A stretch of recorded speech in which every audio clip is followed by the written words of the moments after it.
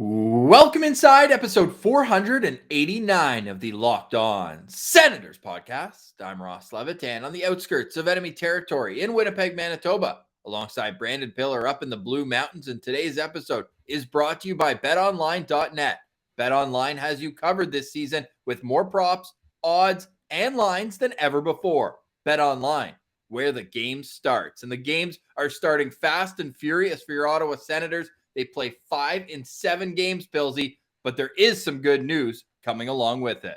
Yeah, thank God they're getting some reinforcements as guys are coming back from injury. We get Connor Brown back, Woo! Nikita Zaitsev back, Woo! and Dylan Gambrell back. So Let's this go. team is starting to look like they were supposed to earlier on and midway through this season. So that's a nice boost for this big stretch of games. The Senators practice yesterday, returning from the AllStar break. We'll let you know where those guys fit in. What is up with the New Jersey Devils and the Belleville Sens? 2 out of 3. We'll touch on what made them successful this weekend. This is the Locked On Senators podcast, your team every day.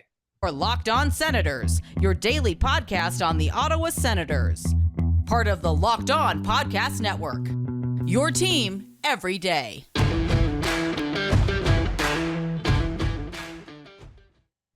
Today is Monday, February 7th, and Pillsy, I'm fired up now. 42 games in 84 days. Let's get the second half of the season rolling.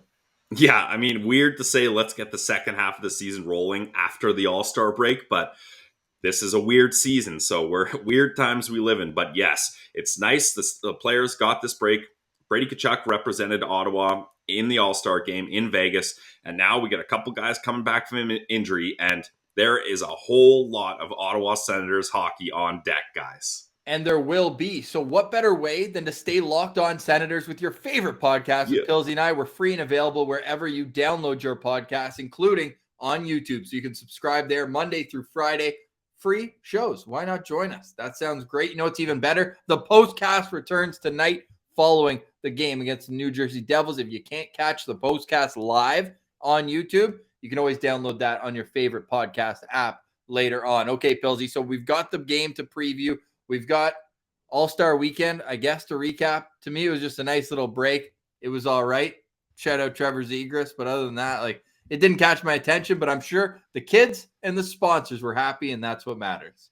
Yeah, exactly. That's all that matters. And hey, I'm not trying to dunk on the All-Star game. No. It's just not for me. It's fun for a lot of people, and it's a good event. And players, especially guys who it's your first time going, it's a big deal. So it's cool. It's a lot of fun. But I'm here for the Ottawa Senators hockey and a real NHL regular season. But I did see Brady Tkachuk had a couple nice passes, and future Ottawa Senator Claude Giroux, he had a nice weekend as well. Did you see? I'm going to pull up this photo, actually. Well, we're going to touch on two things with the All-Star game before we move on. But there was a photo of Claude Giroux wearing an All-Star jersey, but from the back.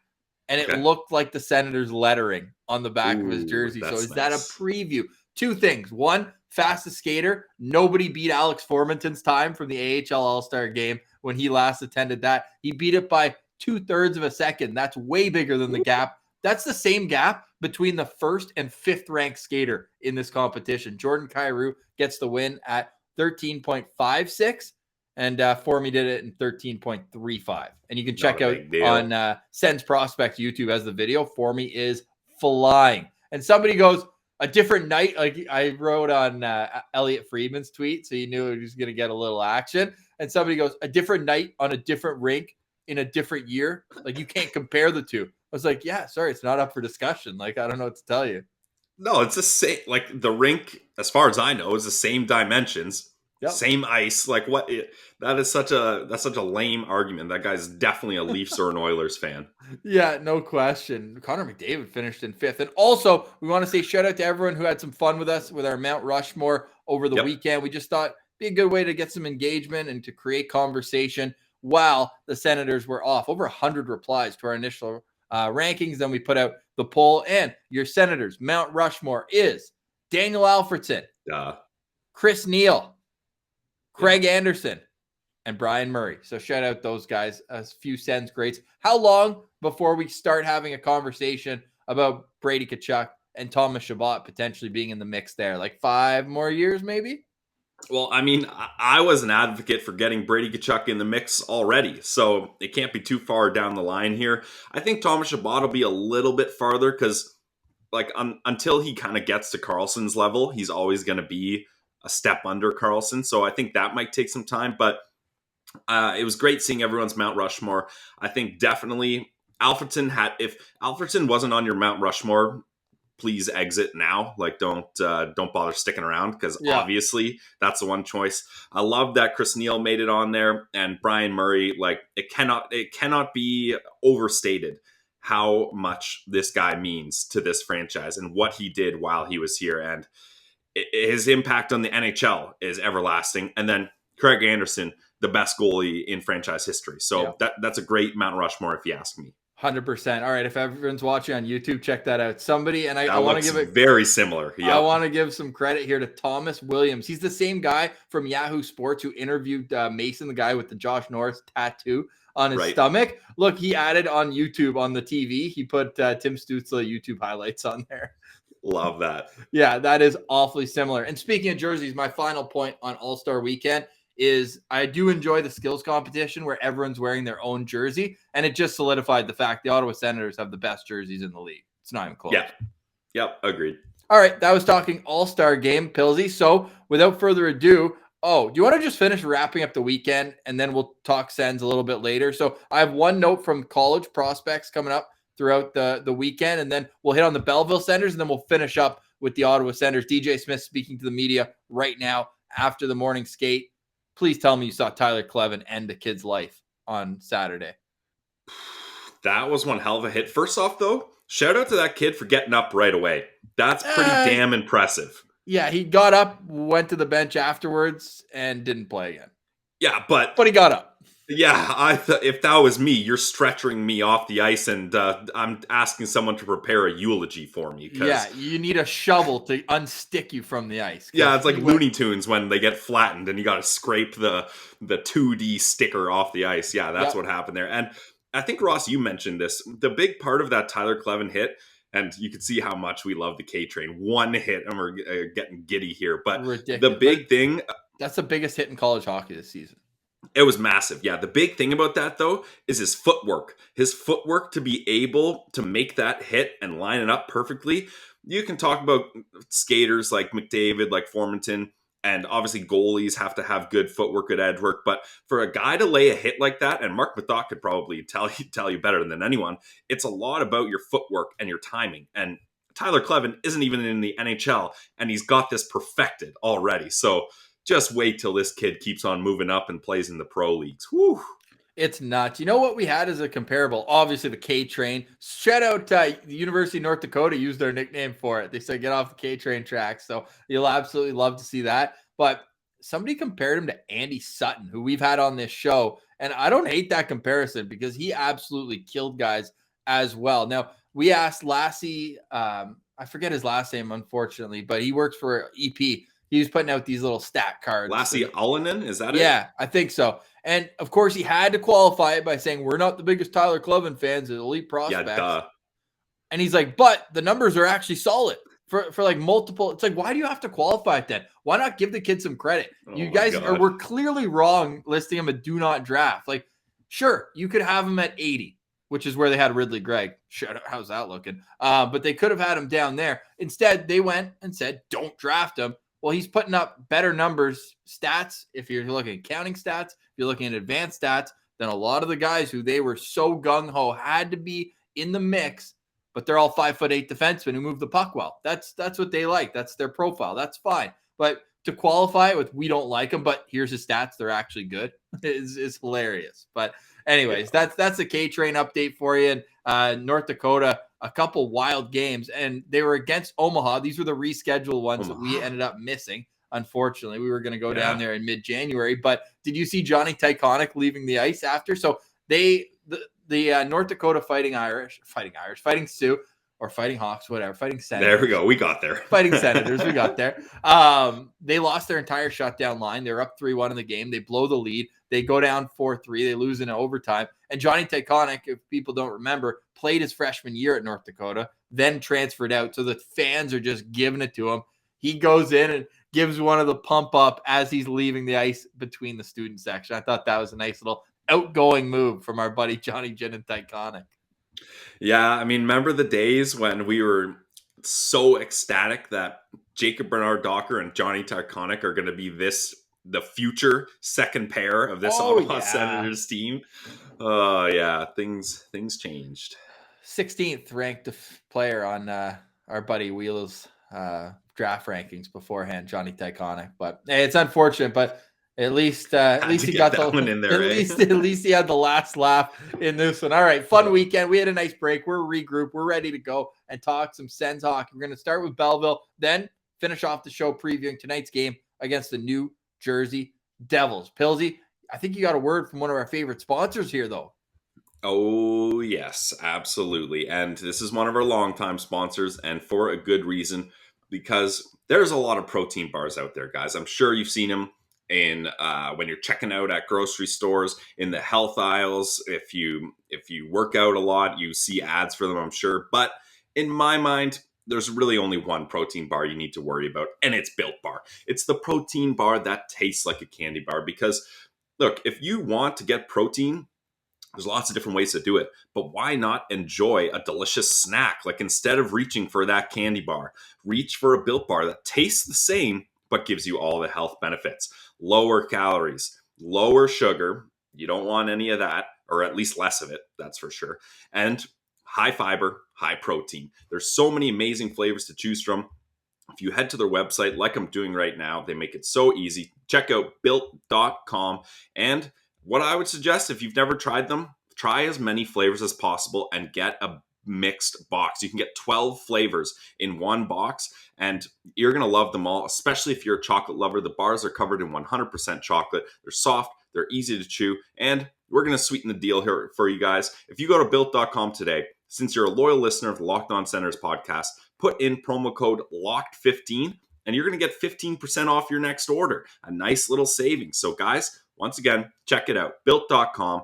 Use promo code LOCK15 for 15% off your next order. It's Built Bar, the protein bar that tastes like a candy bar. A reminder that you can advertise with the Locked On Senators podcast. Shoot us a message on Twitter, Instagram, or our contact info on our YouTube if you want to have your business up on the Locked On Senators podcast. Pilsy, I paused there because we got a big birthday wish to get to today. Ooh. Are you kidding me? It is a big time birthday for the first overall draft pick for the Ottawa Senators. Alexandre Daigle turns 47 years old today. All right, that's enough of that. The AHL weekend, Pilsy. You got to catch both or 2 out of 3 of the games for the Belleville Senators. Outside of Michael Del Zotto being the Bobby Orr of the AHL, what stood out to you from their games? Well, guys, if you remember, if you listened last week, I said this is a massive weekend for the Belleville Senators.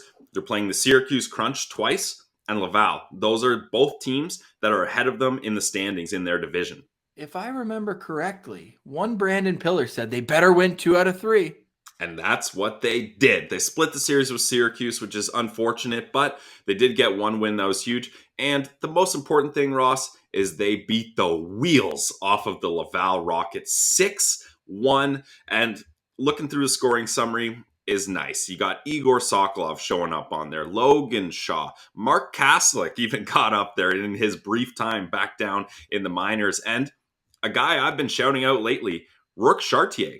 2 goals, 2 assists. Like, the Senators are able to get some depth scoring from some of these kind of, like, not fringe NHL players, but strictly AHL players. I mean, it wouldn't be a Belleville Senators game without a Jake Lucchini goal, obviously. And this was a big weekend for Belleville, and they got some work to do in the standings. I think they're a couple points behind Syracuse and Laval still. So they got some work to do, but this was a big weekend, winning 2 or 3 of those games because they're catching up and they're still in this race. And as long as Ottawa, now that they've got some reinforcements, don't keep bringing up the top players like Kaslick, like Sokolov, all those guys. Well, I mean, Kaslick is there now, but Sokolov being down in the AHL is huge for this team. And Uncle Deli keeps things going here as he continues to get points down in the AHL. Honestly, Ross, I'm at a point where he's too good to take away from the NHL or the AHL, and he's not good enough to play in the NHL. So just keep him there, even if you got to pay him $2 million a year to stay in Bell Vegas. Oh my God. If we sort by points per game, second in the AHL this season behind Scott Perunovich, who's coming off a Hobie Baker nomination 2 years ago. He's with St. Louis's farm team, now up with St. Louis. He had 20 points in 12 games, decent. But your boy, Michael Del Zotto, 15 points in 12 games, including, dare I say, some big goals. I want to say two of those winners. 5 goals are game winners. Yep. Oh, yeah. And on the power play, too, he's been really effective. Like, Delly's got the green light down there, which, I mean, for him... 39 shots on goal in 12 games. Yeah, he's firing pucks on net on the power play. I love it, man. It probably sucks for him, but at the same time, doesn't pay escrow, so he's taking home more of his money. So this guy's played 23 career AHL games because he started his career there 10 years ago. He's got 22 points. So, hey, keep it rolling, Delly. But in all seriousness, it is huge for the team to have that power play quarterback, right? Well, Lannon did it when we were watching them, but it just adds so much to help the forwards once they break out. Like a guy like Igor, he's not going to beat you in transition all the time. But if he has a defenseman like Delly back there who's lugging the puck up 24 minutes a night, it just helps everything else settle down and work out up front. So points percentage, they're still above where they're listed overall, but there's still work to be done here for Belleville as they are embarking on a road trip right now through Pennsylvania. So first up is Lehigh Valley, the affiliate for the Philadelphia Flyers. They're going to play them tomorrow. So we've got a rare Tuesday game in the AHL here. That's weird in the AHL. Yeah, and then they're off. Usually it's like Wednesday, Friday, Saturday. But then Friday, they're in Wilkes-Barre to take on the Wilkes-Barre Scranton Penguins. And then Saturday, I want to say they're in Hershey, which would be Hershey Bears. Revenge game for head coach Troy Mann, who took them to a championship before joining the Belleville Senators. But yeah, we do need some extra stick taps to Igor Sokolov. Now 25 points in 30 games on the season and 3 points, as you mentioned, against Laval on Saturday. Also had a point in the game on Friday against Syracuse. So he's heating up offensively. And what I'd love to see out of him, he has that right now. It's funny. Last year, through 35 games, so 5 extra games, he had 15 goals, 10 assists. This year, 10 goals, 15 assists. So he's sitting at the exact same amount of points as last year. But get this, last year, dash 13, this year, plus 10. So we say plus minus doesn't mean everything. But when you've improved by plus 23 year over year, that's worth a shout out for a friend of the show. So Igor, man, keep it up, buddy. Keep putting the puck in the back of the net, and things will be just fine down in Belleville. So we're going to be following that closely throughout. And could they get reinforcements here a little later on? I want to ask you that actually quickly. We got a minute here. Tyler Clevin, we just talked about him in the first segment. Do you see a world where he could turn pro at the end of the college season? We know Jake Sanderson will right to Ottawa. Not saying Clevin would join him on the charter to Ottawa. Well, maybe, but then he'd take the drive down to Belleville. Do you think that there's a world where he could play pro games this year, or would you send him back for one more year at North Dakota? I mean, I wouldn't say there's no chance of that happening, right? Like, his play's been much better. Analytically, he's been much better for sure. His all-around game has been better. He's a big boy. He's got the size to play pro hockey. But if you're asking me specifically, I would give him one more year at UND just because there's no rush and he's not going to leapfrog any of the other prospects, right? Like Lassie and JBD are still kind of working there. I mean, even Brandstrom, I wouldn't say has fully cemented his spot in the NHL. So I just think you'd be clogging up the system if you brought him in too early. And nothing wrong with having a defenseman prospect spend another year at one of the best defenseman factories in college hockey at UND. So for me personally, I would say don't make him pro just yet. Give him one more year at UND and then go from there. You don't want him learning from Uncle Delly? I mean, yeah, that'd be great to learn from Uncle Delly, but Uncle Delly might be there next year too, Ross. Oh my goodness gracious. Well, he's got a 2-year deal. So. I know. We got lots to break down between now and then, but we will keep you updated on the Belleville Senators. The road to the playoffs will not be easy, but after being robbed in back-to-back seasons, you hope and pray that they'll do everything they can to get some Calder Cup experience for their young guys going forward. All right, we just got a great quote from Drake Batherson after practice, and we'll tell you about that on the other side. But first, let's get to a note from our friends at BetOnline. There might be less football being played, just one more, the Super Bowl, but at betonline.net, you've got way more odds and info for this playoff season. From scores, totals, player performance props to where the next fired coach is going to land. BetOnline is your number one spot for all things NFL betting in 2022. And it's not just football. BetOnline.net's basketball, hockey, boxing, UFC odds are the best in the business. From sports right down to your favorite Vegas casino games, BetOnline is your number one online wagering destination. BetOnline, the fastest and easiest way to wager on all your favorite sports and play your favorite games too. BetOnline, where the game starts. All right, Pillsy. So it's an Ottawa Senators game day. We're going to finish up talking about the game because, well, they just got off the ice at morning skate. And there's a lot of changes. So typically we start with the opponent. I want us to get right into the Ottawa Senators right now. We'll tell you about the Devils afterwards. But here's their projected lines as of tonight. These were from practice yesterday, but we flipped out Clark Bishop for Brady Tkachuk, who was traveling back from Vegas. Now, curious note as well here is Brady Tkachuk was hanging out with his buddy Jack Hughes in Las Vegas, who plays for the New Jersey Devils, and Hughes tested positive for COVID upon returning from the All-Star game. So no Jack Hughes tonight. And you wonder if Brady Tkachuk, who's only one of 3 Senators who have not been put on COVID protocol, if there could be some worry down the road there. But right now, all things clear on that front. Pillsy, we should also note, no more taxi squad now that the All-Star game's over. Somewhere in Belleville, Ross, JBD and Lassie Thompson just had the loudest high five ever. No more taxi squad. When we get called up to the NHL, we're getting NHL wages. So let's go. For them, that's good. I think for teams that didn't abuse the taxi squad system and taking guys on and off for a day to save a couple $1,000 a day, they may be upset about this because in COVID times, it's good to have a taxi squad, extra guys. But for the Ottawa Senators, players like JBD and Lassie Thompson, that was a big victory. Yeah, certainly. Well, big victory for Zaitsev, Gambrell, and Connor Brown to all return from injury. So here's the projected lineup tonight for those not watching on YouTube. It goes Stützle, Tkachuk, and Adam Gaudette getting role in offensive situation. I actually kind of like that. We'll talk about it in a minute. Nick Paul, Alex Formenton, and Connor Brown. Oh, this line back. Get the band back together. Hit the music. It's Dylan Gambrell with Zach Sanford and Austin Watts in the fourth line. Mark Kaslick getting center reps over Chris Tierney, and Tyler Ennis is the third member of that line. On defense, all right, here we go. Shabbat Zaitsev, Holden Zub, and Brandstrom with Josh Brown. Pillsy, what of this new line combinations stands out to you the most? Well, let's just get into it because it's a big one. And putting Nikita Zaitsev up with Thomas Chabot, I think the entire fan base had a collective sigh and just like, ugh, really?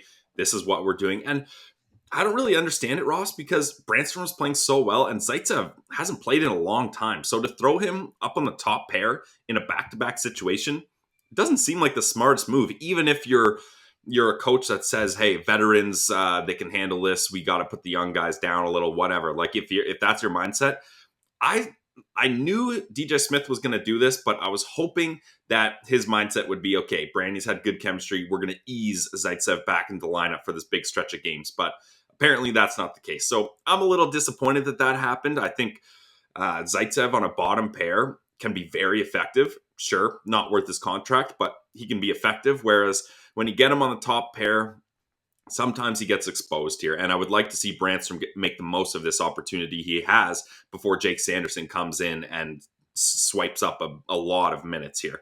So it's unfortunate, but I don't think anyone's really that surprised that we're looking at a Zaitsev-Chabot pair. Now, one thing I will say about it is that Nikita Zaitsev had played his 2 best games of the season before getting hurt only 4 minutes into his game in Tampa Bay. But the game at Florida and versus Tampa Bay, the 4-0 shutout where Brady had a hat trick, he played 23 minutes on average in those 2 games, was a +4 and had an assist. So that's something that I'm kind of holding on to a little bit. But the other thing is, even when Zaitsev was out, it was always JBD or Lassie that was listed there. Yep. But how quick was DJ Smith to pull the trigger and move Brandstrom up there? I hope he does the same tonight. You got to hope. And that's down. fair.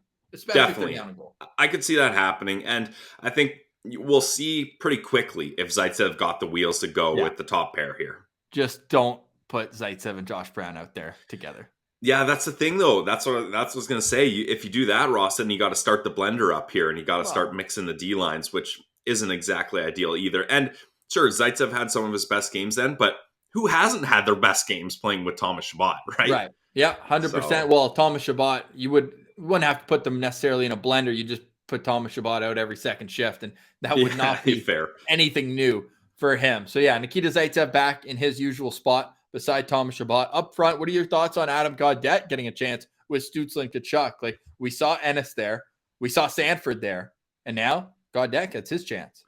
Ross, Adam Gaudette, went from being in the doghouse, now he's sleeping on the bed. I mean, no, this is the penthouse, top line. Let's go. That's what I mean. Like, he's sleeping in the bed with his owners now. Like, he's not just inside the house. He doesn't have his own doggy bed or anything like that. He's just right up there, muddy paws and everything in the master bedroom. Like, getting a chance to play on the top line. Sure, this is not the top line of old. This is not your classic top line. But anytime you're on a line with Brady Tkachuk, you can pretty much say you're on a top line here. And Tim Stützle is the number one center by default. So this is a great opportunity for Gaudette.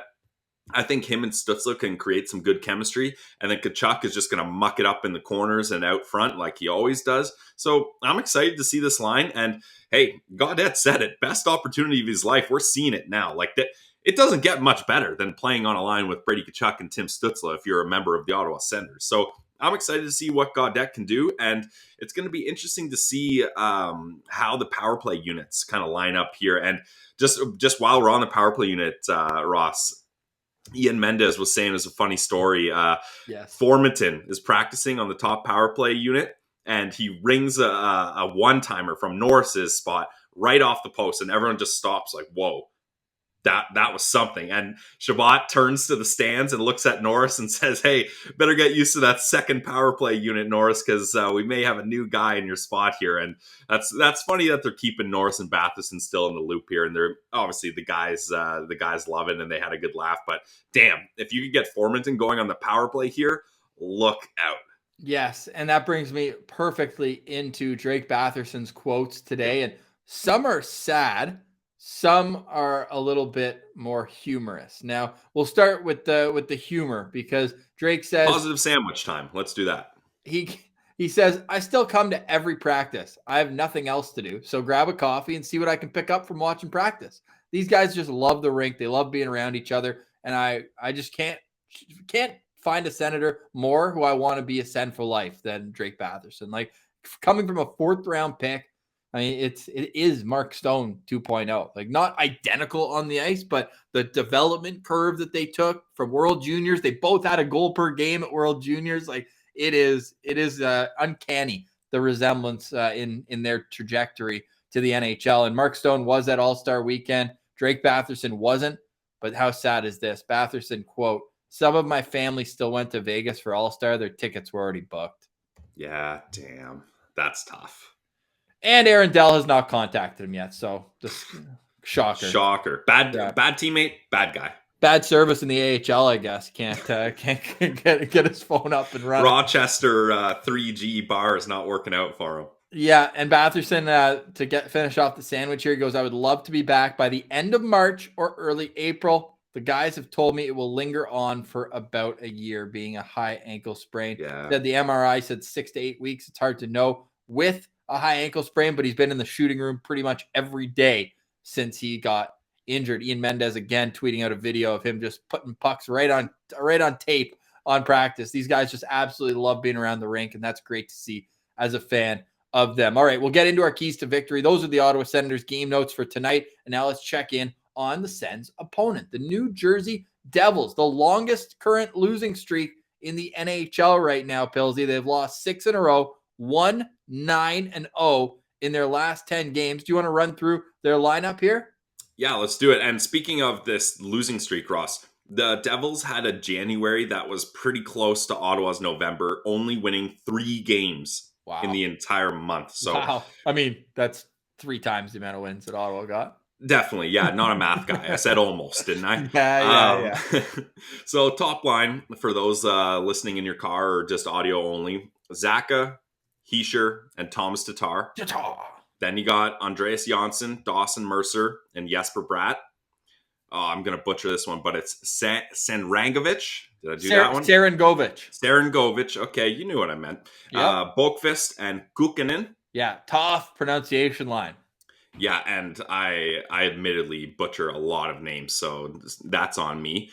Jimmy Vesey, McLeod, and Nathan Bastian to finish off on the fourth line here. Then we got Siegenthaler and Severson, Smith and Graves, and White and PK Subban. That's defense. And the tendies are Gillies and Schmid. So right off the bat, you can look at this lineup and say they're missing two of their top players in Jack Hughes, who we mentioned is in COVID protocol after the All-Star game, and their big free agent signing, Dougie Hamilton. I think he broke his arm or something, and he's still out. He's supposed to come back soon, but he's not quite ready. So this is such a beatable team, Ross, and the Senators are in the other factor of this, right? They're getting guys back from injury, not losing them. So this would be a great way to get a big win, start this whole stretch of games off with a nice big comfy win, and this is the team to do it. Like, they're the coldest team in the NHL right now. The Sens have to jump on this and take advantage.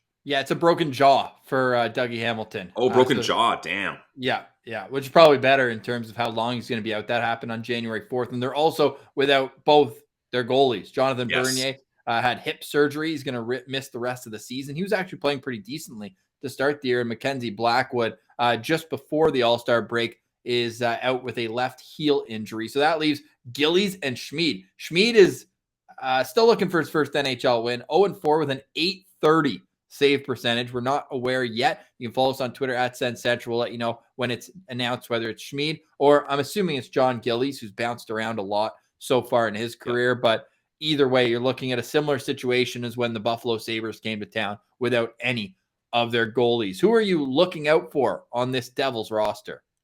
Ross, this stat amazed me. When you look at the New Jersey Devils, you're thinking top three players. Okay, obviously they're first overall. So you got Heischer, you got Hughes, and then maybe a guy like Dougie Hamilton on the back end. None of those three players are leading scorers. I mean, Hughes been injured for a while, so that's fair. But leading their team in points is Jesper Bratt with 41 points in 42 games. He's going to be my lookout player, Ross, because although the Devils are ice cold, this guy is hotter than hell. See what I did there? Devils hotter than hell. Nice. 13 games played. His last 13 games, 17 points. Like, this guy is on an absolute tear. So if anyone's going to get things done for the Devils, I'm going to be watching out for him, because throughout his whole career, he's just been like a 30-point guy, which is not a bad thing. It's just like, okay, he's a third-line winger that can chip in for depth scoring. No, he's leading the team in scoring, is basically at a point-per-game pace here. So he's someone that the Senators are going to have to watch out for, because he is sneaky good. Yeah, I like that one for sure. Jesper Bratt, a little guy too, but he gets in and causes havoc for sure. He's not afraid to get into the dirty areas on the ice, and I feel like he's played well against the Ottawa Senators. Do you feel like you got a few memories of him playing well against the Sens? I feel like him and Zaka, for some reason, Zaka, I feel like always comes up when the Sens are playing him. Maybe 5 assists for Brad against Ottawa. No goals, though, in 9 games. So that was a little bit of a swing and a miss for me. But my lockout player is Dawson Mercer from the 2020 draft. Now, he's getting a little bit of how hard the grind is day in and day out in the NHL. He started off with 14 points in his first 19 games.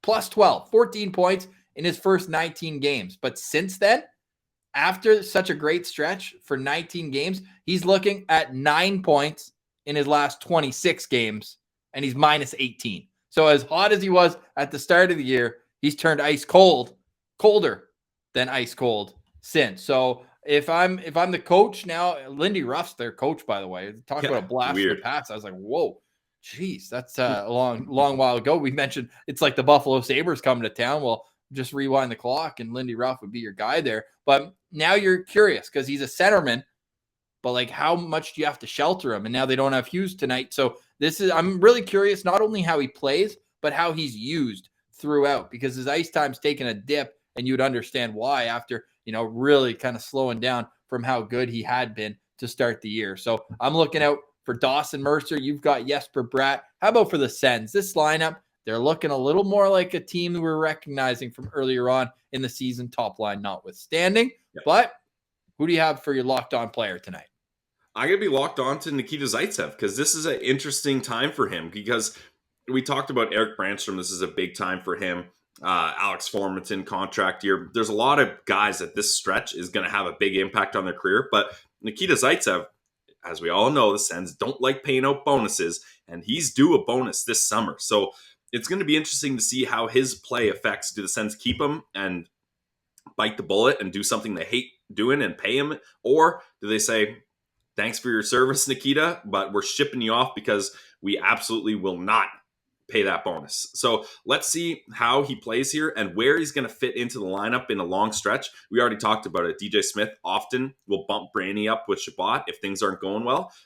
Let's see if Nikita Zaitsev can force him to not do that and be the yang to Shabbat's yin here and make things work out. So I'm going to be very interested to see because it's been a long time since we've seen Zaitsev play. So I'm going to be locked on to him tonight. Yes, I appreciate that. Otherwise, he might take a pretty big heel turn right into Sens fans' bad books right off of his heel injury he suffered against Tampa Bay earlier on this season. I like that. But for me, I'm locked on to Adam Gaudette because how are you going to play on the top line? And I do think that he and Tkachuk, never mind Stützle, but he and Tkachuk could have some nice chemistry because what does Gaudette do? Puts pucks on net. That's all he does. He's a shooter. Where's Brady Tkachuk? Right in the garbage area. So I got close on my guarantee last game. So I'm doubling down. I'm hammering at betonline.net. Brady Tkachuk, anytime goal scorer tonight. Right off the All-Star game. Confidence has to be back. He's got 14 games without a goal. It's going to be, if I'm looking into my crystal ball, and Gaudette has crystals. We know that. Hey, he's a big crystals guy for the vibes. Nice. So, Gaudette shot.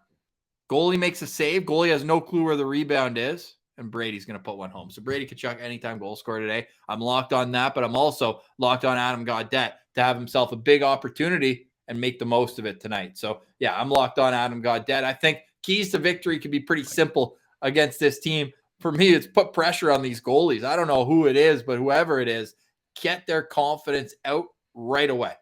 It shouldn't be that hard to do. They cannot get goalied like they did against Michael Hauser. They can't. No.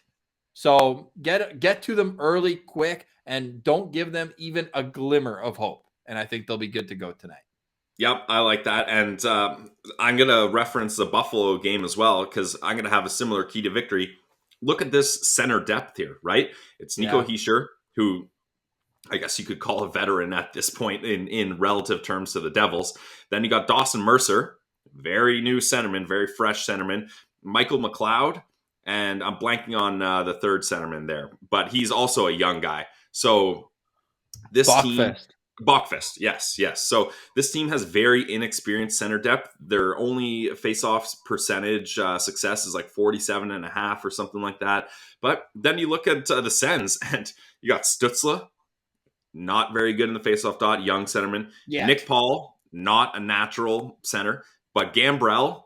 And then Gambrell, once in a while, he has great nights in the faceoff dot. And then Mark Kaslick, also a very young centerman in this league. So this is going to be a matchup that if the Sens can win these faceoffs and dominate in the dot, they're going to control possession and they're going to have this Devils team, this weak Devils team on their heels all night. So my eyes are going to be glued onto the faceoffs tonight, Ross, because I think that can win and lose this game for sure. And after the game, you can join us for the postcast after each and every game on our YouTube channel. If you miss it live, though, which we appreciate, the chat room is on fire. So that's great. After win, lose, or overtime loss, you can join the postcast. But if you miss it live, you can join us wherever you get your podcast after the game. Now, taking a peek at the upcoming schedule, because we talked, it's not just tonight. They've got 2 back-to-backs this week, which in itself can be a handful. But they've got some tough opponents coming into the Canadian Tire Center. The good news is that they're all home games for their next 4. And then they do have travel next weekend to, again, 2 afternoon games on the weekend, both Saturday and Sunday.